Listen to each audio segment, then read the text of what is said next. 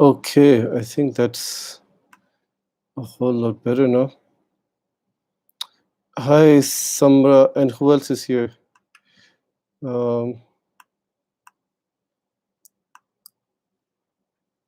Just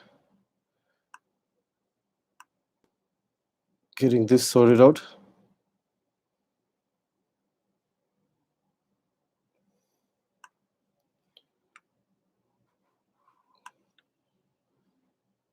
Okay, two guys. Um,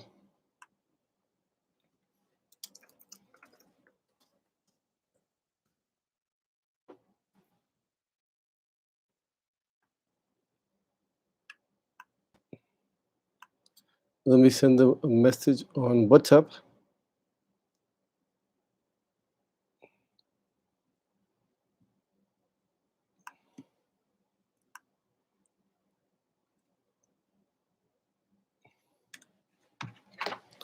And mute this phone actually, so it doesn't bother us during the lecture. And I think we're all set, good to go.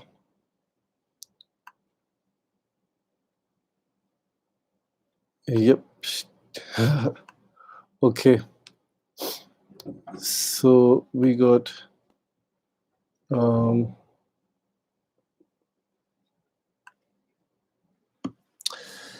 okay, so hi guys, welcome.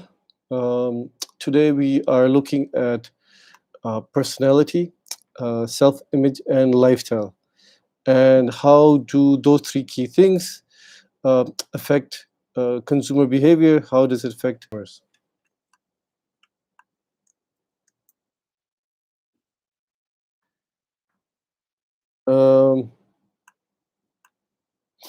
So these three things are very important for consumer behavior.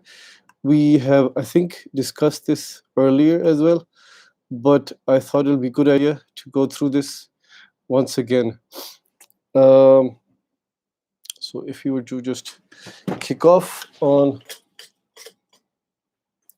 our session here, see, just trying to get the lighting and stuff right. Is that better? I think that might be a little better. Okay.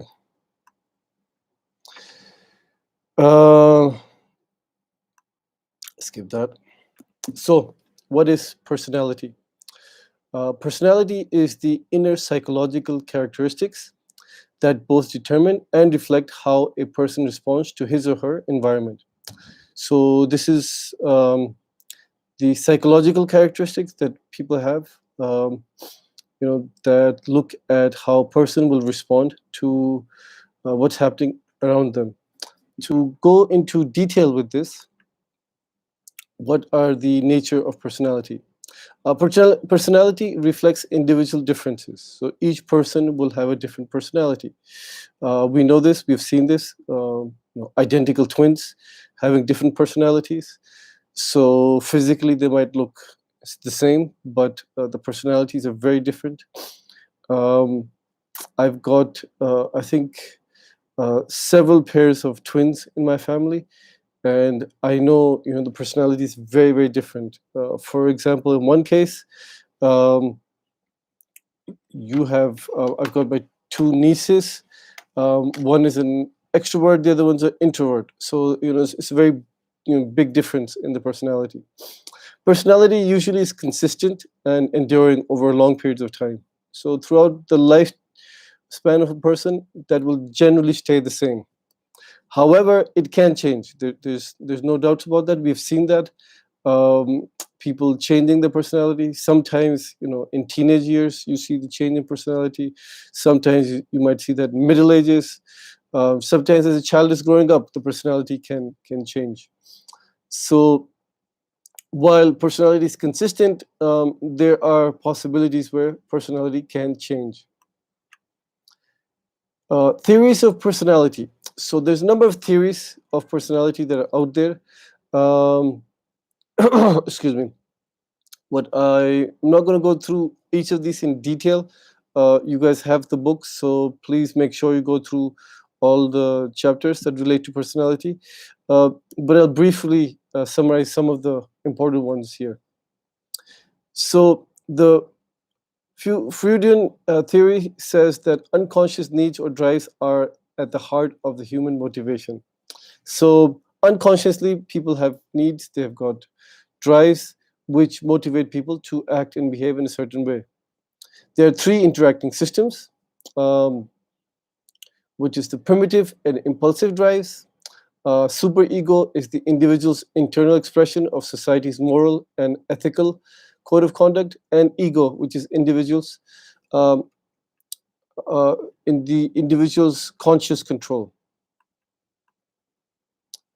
Then you've got the neo-Freudian theory, personality theory, which says social relationships are fundamental to the formation and development of personality.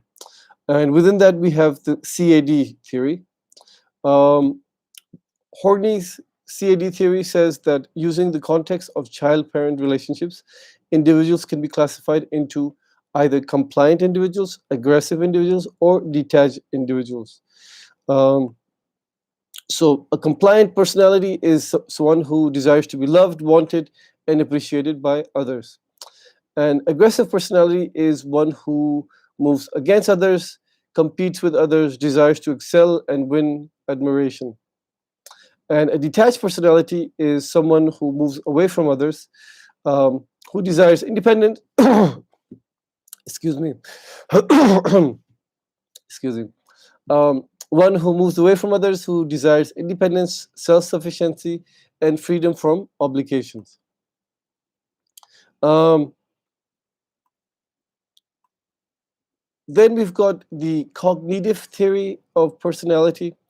Personality as difference in cognitive processes, how consumers process and react to information. So based on information we get, how do consumers react to that information? Um, so there's the need for cognition, where a person's craving for enjoyment of thinking. So people who like thinking, people who enjoy thinking, those people with a high NC, need for cognition, are likely to relate better to written messages. Excuse me. So think back about yourself. You know, are you one of those people who likes written messages, or are you the visual type of person? If you're written messages type person, then you are more on the high NC uh, part of the personality. If you are obviously, you enjoy looking at textual messages, that is you.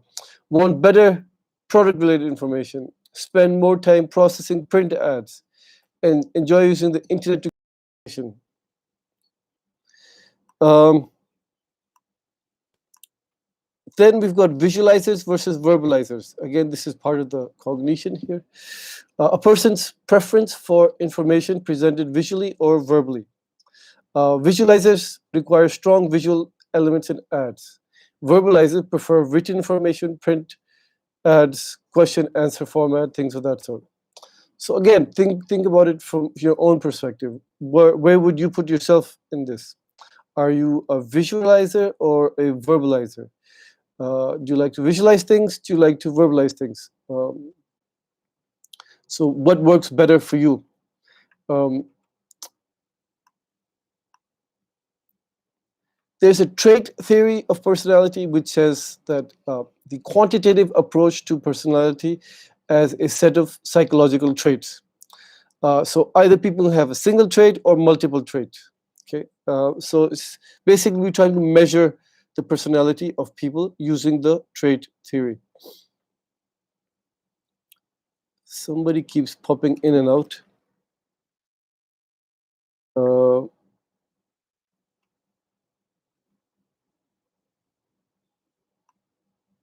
okay.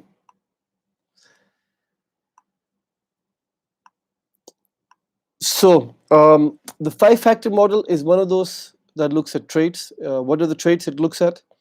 It looks at things like extroversion, which is the talkative person who enjoys being in large groups and hates being alone. Then we've got the instability, where somebody might be moody, touchy, and temperamental. Then there are the agreeableness, people who are more sympathetic, polite, and kind to others. There's openness to experience, so people who would be more innovative, find new solutions to problems. These people might love art and are imaginative. And then the final one is the conscientiousness. Excuse me. The conscientiousness, where they're careful, efficient, and precise. So this is a five-factor model which looks at these five key traits.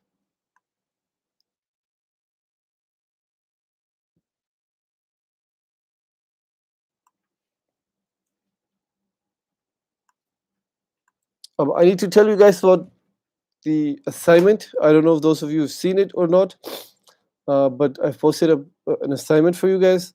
So those people who are here, before you go, uh, we will be discussing that at the end of this lecture today.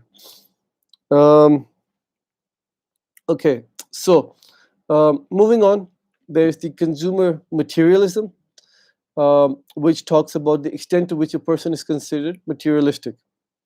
Um, some people are materialistic, some people are more materialistic than others. Then there's a fixed consumption behavior, which talks about consumers fixated on certain products or categories of products. So some people generally would have more tendency, more preference to purchase certain types of products, certain um, kinds of products. I don't know, maybe for some people it might be jewelry, for some people it might be watches, sports memorabilia, whatever, right? Some people will be more on one side than the other side. Then there's the compulsive consumption behavior, the people who are addictive or out of control consumers. Um, there was a movie about this a long time ago. I believe it was called Confessions of a Shopaholic or something like that. Um, I think it was Reese Witherspoon who was in that movie. It's an interesting movie, but that kind of like gave you an idea of what an out of control person would be like. These are people who are addicted to purchasing. Doesn't matter whether they need it, they don't need it. They'll buy it, they put it in their closet, they put it in their home. They just want to buy it. They just want to purchase things. Right now, people can go through some of these stages at some points in time, but then uh, there are certain people who these would be their dominant traits. So we as marketers need to know what type of traits do customers have. When we talk about consumer innovativeness, that is the degree to which consumers um, are receptive to new products, new services, or new practices. People who are more innovative would score lower on dogmatism. They score higher on need for uniqueness, um, have higher optimum stimulation levels, and they have higher need for sensation seeking and variety seeking behaviors. So people who are more innovative would be also a bit more risk taking because they're going out and purchasing new types of products and services that have come out. Um, so again, think about it from your own perspective. Do you think you would be you're an innovative person, consumer innovative personality, or not? Are there things, or type of products that you like to purchase when the new things are out, or not? Now, usually, what I've found, people will be, uh, innovative in certain categories of products. Not everything, obviously. Um, so, is there something that you are, more innovative in? You feel that when something new comes out, you go out and purchase that type of product or service. Materialism is, possession seen as one identity. So people who see a possession as your own identity. People who are materialistic value acquiring and showing off possessions. They're particularly self-centered and selfish. They seek lifestyles full of possessions and have many possessions that do not lead to greater happiness. Um, we've seen people like that, especially now with social media, on Instagram and other types of social media. You see those type of people around, very materialistic people who are showing off their possessions, taking pictures, making videos, showing things off online. These are people who like showing off possessions. Self-centered and selfish. This is, um, you know, oftentimes the case, but not necessarily. It doesn't have to be people who are very high. So people who could be materialistic, there are different variations on that materialistic, uh, you know, chart, where there's certain people who would be more materialistic than others, and some of these traits and categories might change for different people. Consumer ethnocentrism is, ethnocentric consumers feel it is wrong to purchase foreign-made products. So these people, they believe that, you should be nationalistic. You purchase things that are made in your own country. Um, Again, is are any one of you in that category where you feel ethnocentric? You have to purchase. Um, Usually, a lot of people are opposite this. Most people are opposite this. People like purchasing foreign-made products. It's very interesting. You go to the US and they'll buy European products. Things are made in Europe. You go to Europe and they want to buy Japanese products. You go to Japan, they like German products, and so on and so forth. So people around the world generally like to buy things that are made in other countries. Somehow, you feel things are better elsewhere. Okay. If you look at the research insight from consumer materialism to compulsive consumption, consumer materialism is the extent to which a person is considered materialistic. So, like we said earlier, there are variations on that scale. Fixed consumption behavior is consumers fixated on certain products or categories, and compulsive consumption is addicted or out of control consumers. Um, Fixated consumption behavior is when consumers have a deep interest in a particular object or product category. Uh, so, what are you interested in? Are things, there are things that you might be interested in? Um, I know we talked about this uh, with participants of my workshops, and I got lots of interesting answers to these questions, from makeup to model aircraft. Right, people like buying and purchasing and playing with those model aircraft, to collecting stamps, uh, to people who've got high interest in buying um, wristwatches. Okay, I mean, all sorts of interesting categories. There are people who are oftentimes interested in certain types of sports, and then they buy the gear for those type of sports. Um, so consumers have a willingness to go to considerable lengths to secure items in the category of their interest. So they'll go perhaps out of their way trying to find out, particular products that come in this, category that they're interested in. And the dedication of a considerable amount of discretionary time and money to searching out new products. Okay, so people who are do collections, and they're hobbyists. These are part of this group.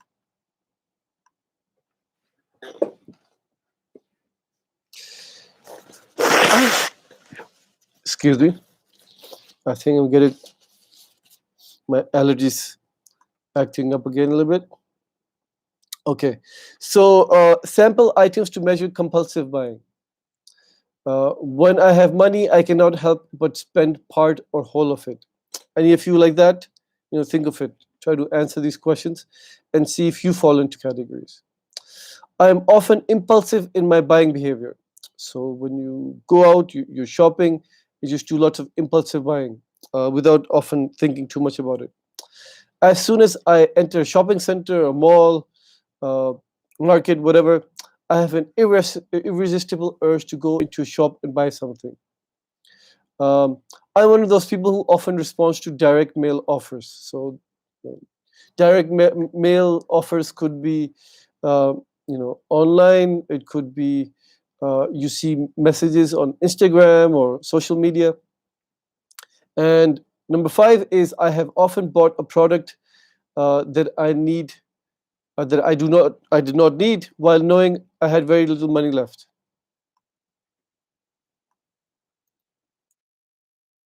Hi guys. You got a quiz today. Okay. Um, I think we're pretty much done with this. There's not much left in this, anyways. Okay. Uh, Brand personality is another interesting bit where the personality traits are associated with brands. Okay, so certain brands have certain personality traits associated with them. Okay, Summer says one, two, and three. Um, one, two, and three. When I have money, I cannot spend. Okay, what are there specific type of products that you go for, Summer?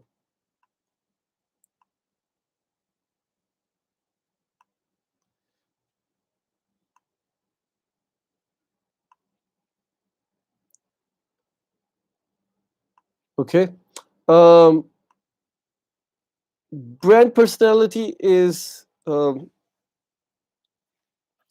allergies are acting up today, guys. So brand personality is um, a brand which will have traits similar to human person's traits, um, where a brand's personality can be we have traits associated with brands. So personality traits associated with brands. So if we think about it, Volvo is a car which is known for safety. So the brand trait for Volvo is safety. Nike is about the athlete. BMW is about performance. Levi's is the 501 is dependable and rugged. Purdue, which sells chicken, interestingly, frozen chicken, but they talk about freshness because that's the way how they have positioned themselves in the minds of the customers. When we look at the brand personality framework, there are certain type of things that we can categorize brands into. It could be sincerity, excitement, competence, sophistication, and ruggedness. So when we talk about sincerity, it could be something like down to earth, honest, cheerful, wholesomeness. Excitement could include things like daring, spirited, imaginative, up to date. Competence would be things like reliable, intelligent, successful. Sophistication would be things like upper class, charming. And ruggedness obviously would be things like outdoorsy and being tough. So um, when we are having, we're making a brand image, uh, we could go and try to position ourselves as a brand that will fit into one or more of these categories.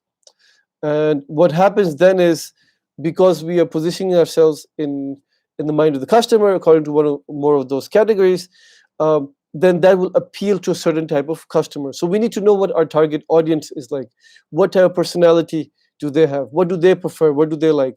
And accordingly, we need to position our brand into that, one of these personality frameworks, so that we can match and then appeal to our target audience. Now, there's often colors that are associated with uh, certain brands. Think of you think of McDonald's is yellow colored. You think of Coke, Pepsi, they go for blue and red, and so on and so forth. So, what do these colors mean? What do the associations? What are the association with these colors? Blue basically means it commands respect, authority. Um, so men seek products packaged in blue. Usually, men go for products packaged in blue. Uh, Yellow is caution, novelty, temporary, warmth. Uh, okay, so it registers fast, may be seen as weak, is a possibility. Um, so when McDonald's does the yellow, what are they looking at? Are they looking at warmth? Are they looking at novelty? What other things do you think that McDonald's is trying to appeal to their customers when they use the color yellow? Green is about secure, neutral, sorry, secure, natural, because it the leaves and the environment is green. It's about relaxed, easygoing, more about living things. It might suit vegetable-based food items, okay, things of that sort. Red, on the other hand, is about exciting, hot, passionate, strong. Might make products seem rich. Uh, okay, so interestingly, they've done research. They found women prefer bluish red, while men prefer yellowish red. Okay, um, so um, different colors have different associations with them, and it is important when we choose colors for our brands, for our packaging, for the logos, we choose the right color, we choose the right shade of color that will appeal to the right type of target audience. What if you don't have the money? What if you don't have the money to do the research? Um, what if you don't have the money to do the research? Obviously, you can go online and search for research that's already been done to find out, what different colors mean, what are they associated with. What about if you're a small business and you don't have the means to go out and do research to find out what your target audience, what would they prefer? Um, then I guess the simple way of doing that would be you look at competitors, bigger competitors who would be going after similar target audiences, and see what type of colors they're using, because that'll give you an idea. They would have done, they should have done their research on this. Things like other colors like brown, brown is more informal, relaxed, masculine, related to nature. Men prefer products packaged in brown.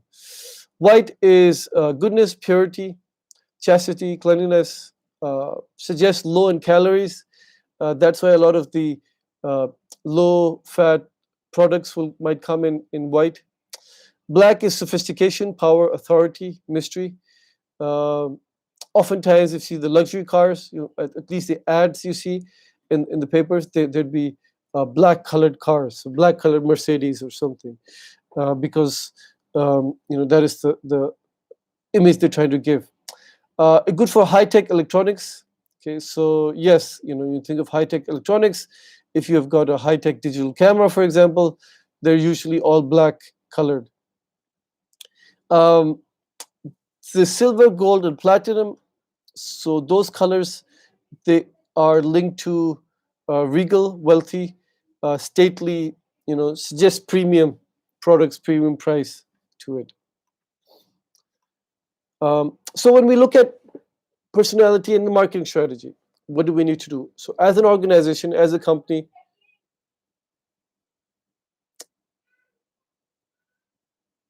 as a company, as a organization, as somebody working in the marketing department, uh, what do we need to do? We need to identify relevant personality traits of our target audience, of our customers, of the people that we are working with. We need to target consumers with relevant personality traits. So our brand trying to match it with their personality traits. We need to develop promotional messages that appeal to consumers with specific personality traits. So the message you want to give to the customers through advertising, through social media, whatever, those need to match with each other. And eventually, we would want to develop a personality for our brand. Brands that have a certain personality associated with them tend to be more successful than brands that do not have a personality associated with them. Um, so, if you look at your favorite brands, what are the personalities that are associated with your favorite brands? Um, Moving on, there's the self and self-image concept. The self-image is a person's perception of his or uh, herself. People have multiple selves, different selves in different situations. So people will, uh, behave differently in different situations. Um, I think I am generally a shy person. So if I'm alone, um, I, would be relatively a shy person. But when I go on stage and it's in front of an audience, does not matter what the size of the audience is, I change totally because I think my self image might change differently. So I become totally different. I become very extrovert and so on. But in real life, I'm relatively a shy person. And um, for example, for me sitting in front of the camera, that was something that uh, it was a bit difficult for me to do initially, but it's something that I'm working on, and I'm trying to modify that. Again, these are things that we as human beings we can work on, and we can kind of modify and adapt and change those things over time. So self-image, they're different, self-images. There's the actual self-image, the ideal one, the social self-image, uh, ideal social self-image, and the expected self-image. And we talk about all of these um, in detail. The actual self-image is how you see yourself, what you see yourself as. Ideal self-image is how you would like to see yourself. How would you like to be? I would like to be more extrovert. I would like to be more extrovert when I go on stage. So when I used to when I was much younger, I was very shy, all across the board. So, but I wanted to be more, extrovert when I went on stage, so I could present and I could talk to people. So that's something that was my ideal self-image at that point in time. Social self-image, how you think others see you. So what do you think other people are, think of you? And the ideal social self-image, how would you like others to see you, right?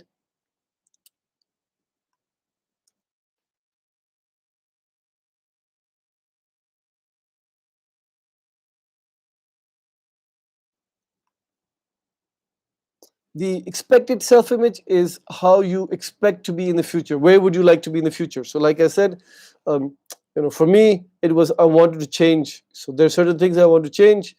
So you work on those. Some people will work on those. Some people won't work on those. The ought to self is the quality you think you should possess. What are the qualities you think you should have? If you want to fit in society, with you want to fit in uh, with your social circle. Now, sometimes possessions act as self extensions. For some people, what you possess is your self extension. So, by allowing the person to do things that otherwise would be very difficult, by making a person feel better about themselves, by conferring status or rank, by bestowing feelings of immortality sometimes, by endowing people with magical powers.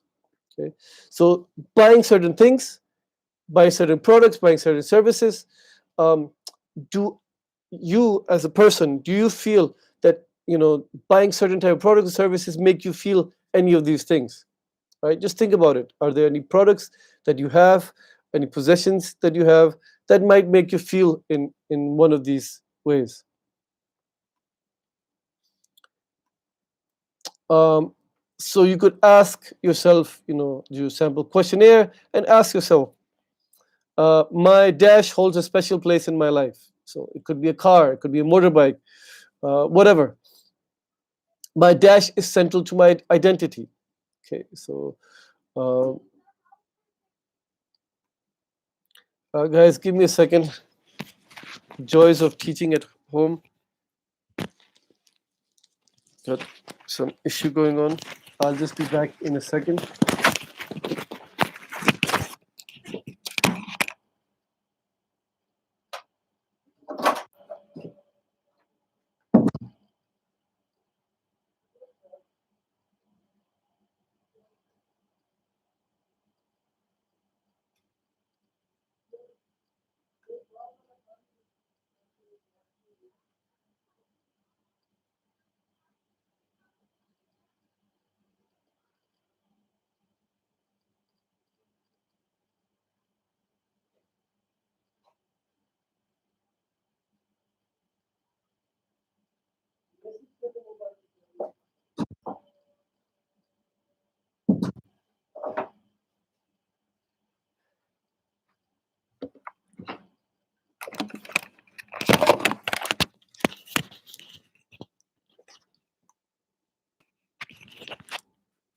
So where were we, guys?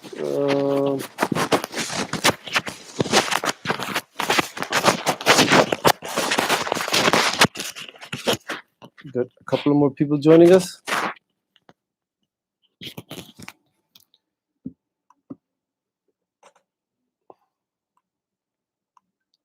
Okay, so the altering self images. If the actual and ideal self images are different, consumers may use products to alter themselves. So your actual and your ideal self images, they're different. And it happens with people oftentimes. There are differences between what you think you are and what you ought to be, um, or where you want to be. So what we do is we use products to alter ourselves. It could be things like clothes, could be like makeup, products that we purchase, could be services that we use. Um, a number of things that we can use to alter ourselves. There is something called the personality vanity, that is the self-interest or admiration for one's own appearance or achievements. Some people would have this, where you feel that you admire your own appearance, you admire your own achievements, and things of that sort. Then the internet, social media now has made something about a virtual self, where one's online identity is slightly different than what you are in real life. People do that, or don't they? What you do on social media, things you post, uh, it might not be exactly as who you are or what you are in person. Um, and those virtual personalities may differ in the purchase behavior as well. So you might be purchasing things online, which you might not necessarily purchase when you are going in store physically buying things. And the self concept and marketing strategy. So how do these two things fit in with each other? We use the self concept for segmenting our target audience and for positioning our brand in the minds of the customers. We market to consumers actual or ideal self images. We try to market to their either actual or ideal self images. So when we're marketing to the actual self image, it's like, okay, this is who you are, this product will bring out your personality. Or the ideal one would be, okay, this is, be like, Mike, for example, Michael Jordan, those ads, right? You want to be like Michael Jordan, so you buy these Nike shoes. They will help you become more like, Michael Jordan. Obviously, it depends on the nature of the product, the nature of the service that we're selling, and we might be using the self concept to promote products as a way of altering or extending our self-image to our customers. So we want to find out what is it that makes customers, you know, what are the things that the customer thinks of themselves? What are their self-image concepts? What are their actual and what are their ideal self-images? And based on those, we will alter our marketing strategy, try to fit into those self-images that the customers have about themselves. Lifestyle and psychographics. Psychographic segmentation basically is segmenting consumers on the basis of their activities, interests, and opinions. Psychographic demographic profiles, you could go for geo demographic segmentation and so on and so forth. So when we're segmenting our customers into different groups, um, we could look for uh, lifestyle, we could look for psychographics, we could have mixture of those where we're using partly a psychographic and partly demographic segmentations, so on and so forth. And why these important? Because we use lifestyles for segmenting and positioning our customers, um, and then positioning our brand, because we want to give our customers a feeling that um, our brand fits into their lifestyle. Our brand fits into, so if there are people who like to eat healthy, they want to eat green, so we would position our brand in such a way where we portray ourselves to be a green brand, a brand that is promoting healthy eating or something of that sort. So our marketing campaigns, all of those things, they need to fit in with the lifestyles of the customers that we are trying to target to. So that's the end of that for now. What we're going to do now is we're going to switch over to our usual Skype. It's good we were using Skype because Zoom is down, I believe, now. We had some serious issues with Zoom. Um, and I wanted to discuss the assessment with you guys, those people who are here. So don't go away just yet. Those people who are here, uh, I will start the call.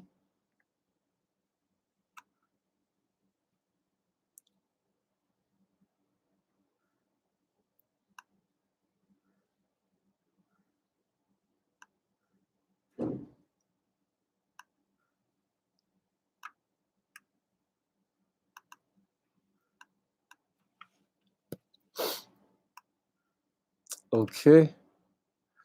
So I'm starting the call.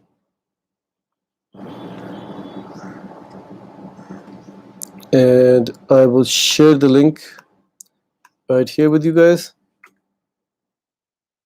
Here's the link.